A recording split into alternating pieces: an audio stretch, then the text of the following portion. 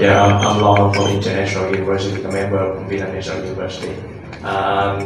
So I really like the concept of healthy university. So as you know that healthy. So from your presentation, in my understanding, healthy universities meaning we provide a good environment for students and staff to be healthy, not mentally and physically. So you know, recently with many Vietnam universities, including our university, the mental problem from students is one of the big challenge. The first question is, do you have any recommendation or suggestion to provide the good solution to prevent kind of this problem? You know, even in our university, try to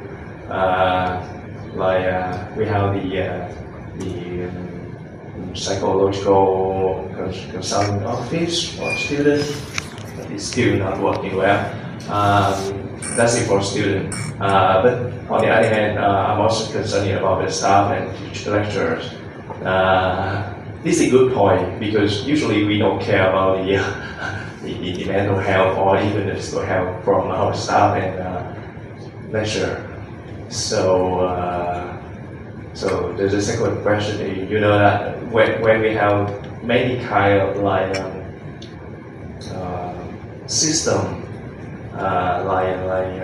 external evaluation system, so which means that staff and lecturer have to do a lot of things beside the work.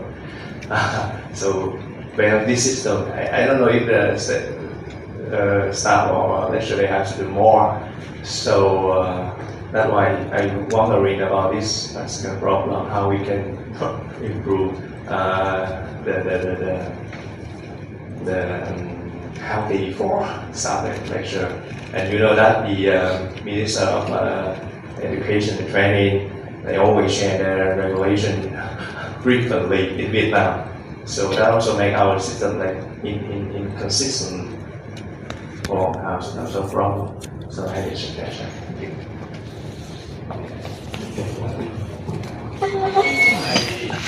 Maybe the only person just said that involved a lot in the universities. I would answer the second question first. That would it be more responsibility for staff to work with the HURS or whatever? I would say actually what we need in HURS or under the 22 criterion of the HBF, you have been doing for all the time, for a long time already.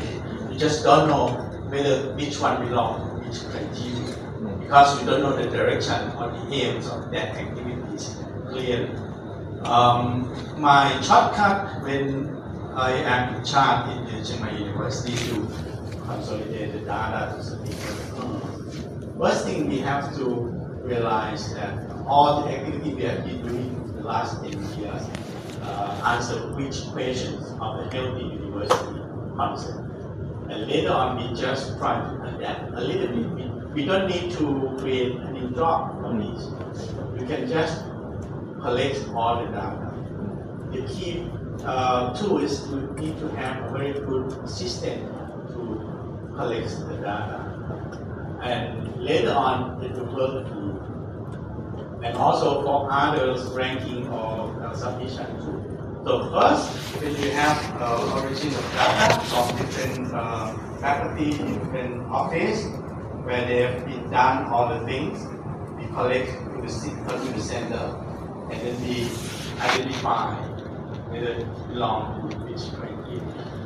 This would help us work easy for the data collections, and we can just maybe add some couple of employees, a clerk job or administration job at the center. So it's not that hard. According to the mental health issue problem, Chiang Mai University experienced that quite a lot in the last years. And I think mental health issue problem is not just only Thai or Vietnam problem. It's an international problem, it's a world problem. the number of the students experiencing mental health issues has increased dramatically and significantly across the world because of their way of living. As you can see, time when they spend, it's not the same as we spend when we were young. We go outside for doing sport or outdoor activity, but they prefer to stay in front of the screen and do something different. And of course, that caused the mental issue problem a lot. And those come to the university, we are in charge to help them. How CMU or Chiang University been doing in the last 5 years? We consider first human resources. You need some special expert that dealing with mental problem. You cannot use any kind of advice because sometimes when you talk with some people about mental problem, you cannot just say, if you pass, these two shall pass, that can no longer be true. Because actually you don't really know how suffered they were, how suffered they are during the past of their experience. You need someone to really understand the situation, or just, I listen, but I will solve your problem. I cannot solve your problem, understand? And I won't say this two shall pass, or try to cheer up. Because the way you cheering people up might be the way to destroy them in other way. So first thing that an expert is needed. Psychiatrists, you need to recruit them more.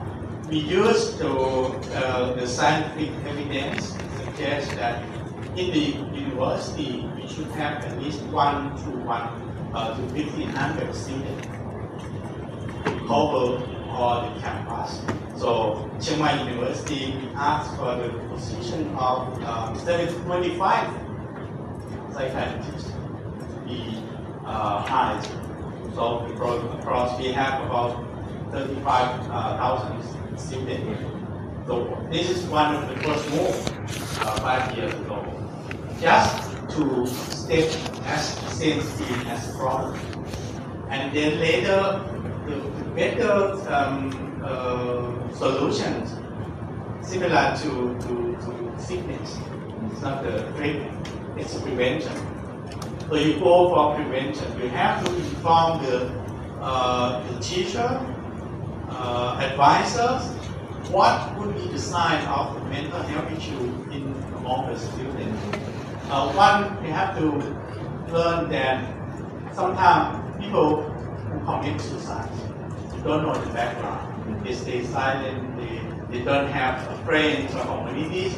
We found out day later when they jump out of the building. So we have to create, we call the gatekeeper, the one who can differentiate or realize that this is kind of problem that is happening near future, so they go to expert or something. And we have made like a peer, students, housemate or something like that, security working in the building, to realize or to learn how to differentiate between normal student and mental health issue problem student, and then inform the unit that respond. This is the way that we try to use. We move forward to the preventive way rather than treatment. I think that would